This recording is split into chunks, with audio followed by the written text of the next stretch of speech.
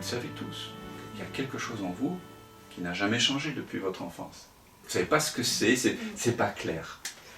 Donc on est là pour clarifier ici, pendant ces 9 jours, qu'est-ce que c'est que je? Qui suis-je? C'est la question qui était inscrite sur le frontispice du temple de Delphes, dès l'Antiquité. Enfin, il y avait marqué « Connais-toi toi-même », semble-t-il, disait Socrate. Et paraît-il, d'autres gens disaient qu'accolé à cette phrase, il y avait « Connais-toi toi-même et tu connaîtras l'univers et les dieux ». Ça veut dire que quand tu te connais toi-même, tu connais ce par quoi tout est connu. Et donc, pendant ces 9 jours, je vais vous inviter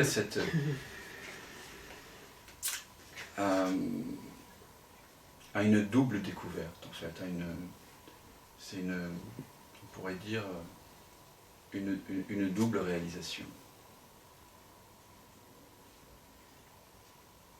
Parce que quand on découvre qui l'on est, pour découvrir qui l'on est, on doit ramener l'attention à sa source.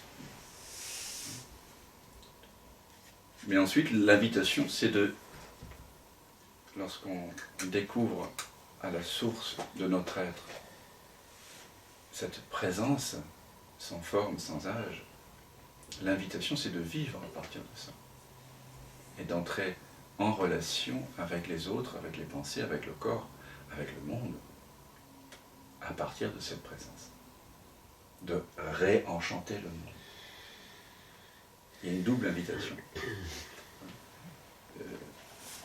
Quand les disciples demandèrent à Jésus quel est le commandement le plus important, il y en avait 618 à l'époque, il a dit honorez le Père.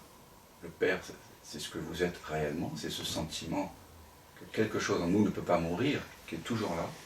Donc honorez cela par quoi tout est connu, et, qu'est-ce qu'il disait? Aimez-vous les uns les autres, enfin, aimez votre prochain. Donc il y a ce double mouvement, toujours, de connaissance et d'amour. Connaissance, amour. C'est deux façons de voir, de réaliser votre vraie nature. Et on a longtemps, dans les traditions, on a opposé ces deux voies. Pour moi, les deux ont été nécessaires, à la fois la voie du senti, découvrir que l'objet est vide de caractéristiques, de dimensions.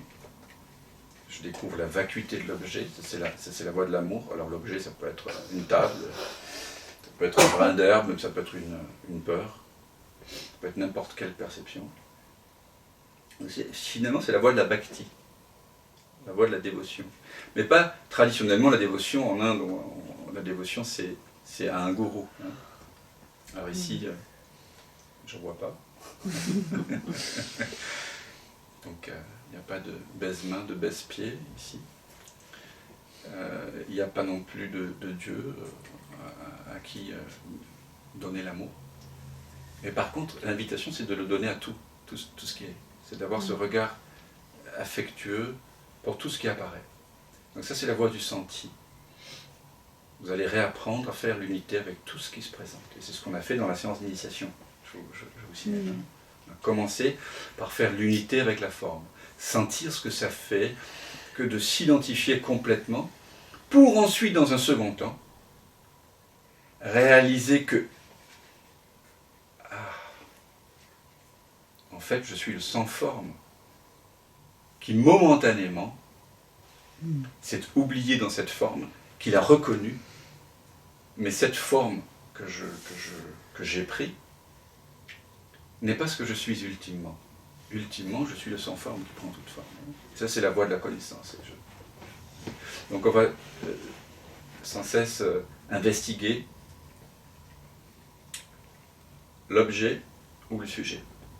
Quand l'objet est vu comme vide de caractéristiques, l'apparent sujet tombe aussi. Parce que la dualité, la croyance en la séparation, la croyance qu'il y a un sujet qui est séparé de l'expérience, fonctionne avec une dualité. Si vous faites tomber, si vous réalisez que l'objet en fait n'est fait que d'amour ou de paix, n'est qu'une expression du soi, celui qui semblait faire l'expérience se dissout également. Et si c'est celui qui semble faire l'expérience, le moi-je, qui est investigué et qu'on découvre qu'en fait, il n'est pas là, je ne peux pas le trouver. Je croyais qu'il y avait quelqu'un, je regarde, il n'y a rien. Waouh! L'objet tombe aussi. Donc il y a deux façons d'investiguer. Les deux ont leur petit piège brillant et puis leur beauté. Moi j'ai eu besoin de faire l'unité avec les formes, parfois, avant de reconnaître que j'étais le sans forme qui prenait la forme, parce que il y a cette tendance qui est assez humaine, humain trop humain, à ne pas vouloir reconnaître certaines formes. Je veux bien m'éveiller à ma vraie nature, voilà. Mais je ne veux pas être les terroristes, je ne veux pas être la tornade, le tremblement de terre, je ne veux pas être le pourrissement de ce corps que j'aime, je ne veux pas prendre un certain nombre de formes, je ne veux pas être la colère, je ne veux pas être la haine, je ne veux pas... En général, ce que font les gens, c'est qu'ils font un chemin spirituel pour devenir très spirituel, et puis les autres sont non spirituels. Et donc on recrée de la dualité. En tout cas, c'est sûr que plus tu auras fait l'unité avec l'agitation mentale, avec tes obsessions, avec tes peurs, avec tes désirs, parce que ça accapare de l'attention, plus tu auras fait pleinement l'unité avec ça, tu pourras te détendre dans toutes ces expressions-là. C'est pas les comprendre intellectuellement, c'est les sentir. C'est toute la différence. Et plus, donc, quelque part, il est simple de ramener l'attention. Mais on peut aussi ramener l'attention directement à sa source, parce qu'elle est toujours présente. Ce que vous l'êtes maintenant. Donc, le message, ici, ce que je vous propose, c'est une voie directe.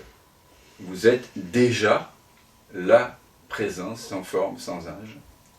Et il est possible d'en avoir l'intuition directement. C'est pour ça que nous ferons des expériences de reconnaissance directe de la source qui est en vous et qui est également la source de tout l'univers.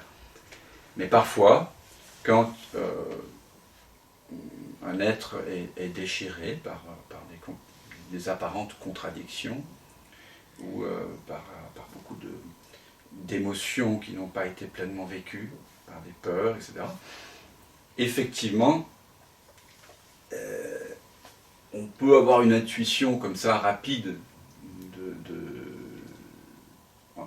vivre un retournement, comme on dit, de la conscience, une bascule, quelqu'un a utilisé ce mot, la bascule, certains utilisent ce mot, mais il est très difficile, effectivement, de se déposer dans cette présence dans laquelle on a momentanément basculé, de la vivre en continu, si le corps n'a pas été libéré de certaines émotions, de certains cauchemars, certaines obsessions. C'est comme ça. C'est pour ça que, ici, on va à la fois retourner l'attention à sa source, et pendant ces 9 jours, je vous inviterai inlassablement à faire l'unité avec tout ce qui émergera comme résistance à ce retournement. C'est simple, on ramène l'attention ici, et si quelque chose, par exemple, est en chemin, soit on perce au travers des apparentes résistances, soit on va faire comme de l'aïkido, on va prendre la force de la résistance, on va embrasser la résistance. Et donc ça, ce sera selon chacun, selon le moment.